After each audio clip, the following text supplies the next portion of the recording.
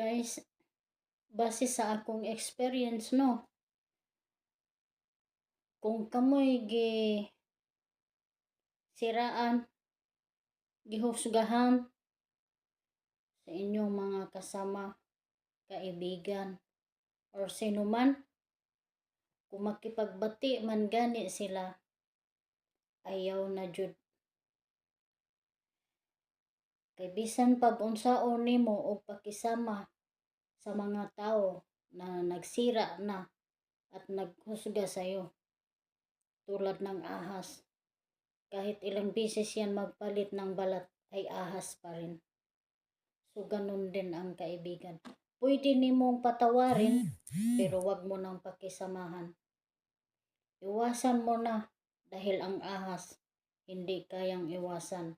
Ang ahas ay ahas. Yun lang guys. Yan ang experience ko. Kaya ako,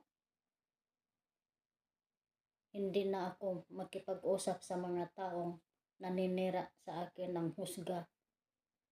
Hinamak ang pagkatao ko. Never. Dahil